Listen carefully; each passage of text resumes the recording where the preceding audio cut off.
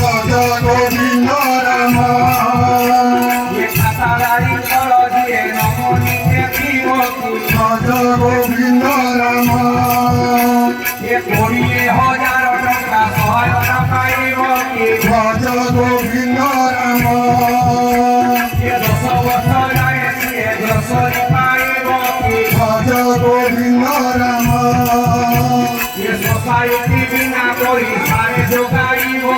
ভজ গোবিন্দ রাম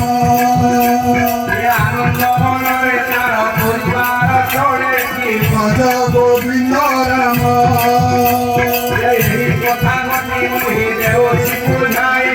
ভজ গোবিন্দ রাম ভজ গোবিন্দ রাম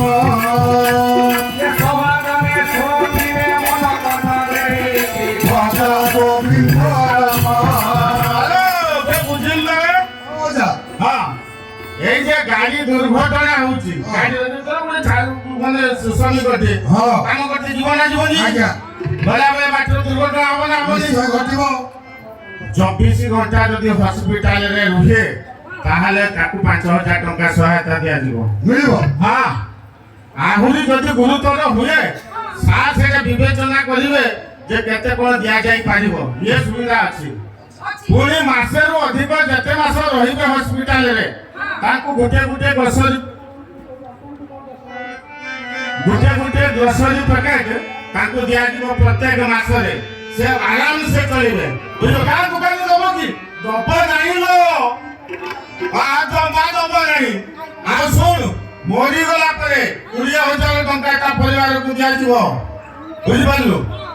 ମୁଁ ଯଦି ଜଣେ ମରିଯାଏ ଆଉ 10 ବର୍ଷ ପାଇଁ ତା ଛୁଆ ପିଲା ଯିଏ ଥିବ ତାକୁ 10 ବର୍ଷ ପାଇଁ ଗ୍ରୋସରୀ ଦିଆଯିବ ହଁ ଆହୁରି ନୂଆ ନୂଆ କଥା କେତେ କ'ଣ ଆସିଲାଣି ଇଏ ସୋସାଇଟି ଜାଣିଛୁ କଣ ଭଗବାନ ବୁଝିଲୁ ହଉ କୁହ ଟିକେ ଆମେ ଟିକେ ଶୁଣିବା ଶୁଣ ସାର୍ ଆଗବାଗା ହେଲେଣି ମୁଁ ଟିକେ ଆଗବାଗା ତତେ କହିଦେଇକି ପଳେଇଛି ବୁଝିଲୁ ହଁ ମୋର ସାର୍ ସବୁ ଡାକ୍ତର ବୋଲେ ଏମିତି କଥାଟା ବୁଝିପାରୁନି ବୁଝିପାରିଲୁ ସିଏ କଥା ହଉଛି ଏବେ ପୁଣି ସାର୍ ଆମର ସେକ୍ରେଟାରୀ ସାର୍ କ'ଣ କଲେନି କଣ କହିଲେ ଯୋଜନା କଲେ କଣ ଯୋଜନା ଯେଉଁମାନେ ଗାଁରେ ମୋବାଇଲ ନେବେ ସାମସଙ୍ଗ କମ୍ପାନୀର ମୋବାଇଲ ଦିଆଯିବ ବିନା ଇଣ୍ଟରେଷ୍ଟରେ 1 ବର୍ଷ ପାଇଁ ହଉ ହଁ ଇଏ କଥା ହେଇ ସାରିଲାଣି ଆହୁରି ଶୁଣ ଭାଇ ଏ ଗରିବ ଲୋକମାନଙ୍କର ଝିଅ ଅଛି ନା ନାହିଁ ସେମାନଙ୍କୁ ତ ବାହା ଦେବା ନେଇକି ଜିନିଷ ପତ୍ର ଦରକାର ନିଶ୍ଚୟ ଖୋଜିବ ଫ୍ରିଜ ଖୋଜିବ ଟିଭି ଯେମିତି ଆଣିକି ରଖି ଦେଇଥିଲେ ଜୟମାନେ ସବୁ ଯେ ଆସୁଛନ୍ତି ତା 14 ପୁରୁଷକୁ ଯାହା ହଉ ସେମାନେ ଯେତେବେଳେ ଖୋଜୁଛନ୍ତି ଗରିବ ଲୋକ ଦେଇପାରୁନାହାନ୍ତି ଆମ ସାର୍ ଚିନ୍ତା କଲେ ସେ ଗରିବ ଲୋକମାନଙ୍କୁ ଯଦି ଆମେ ଟିଭି ଫ୍ରିଜ ବଜାର ଦର ଅପେକ୍ଷା କମରେ ତାକୁ ଦବା ପୁଣି ବର୍ଷେ ପର୍ଯ୍ୟନ୍ତ ତାକୁ ସୁଧ ନବାନି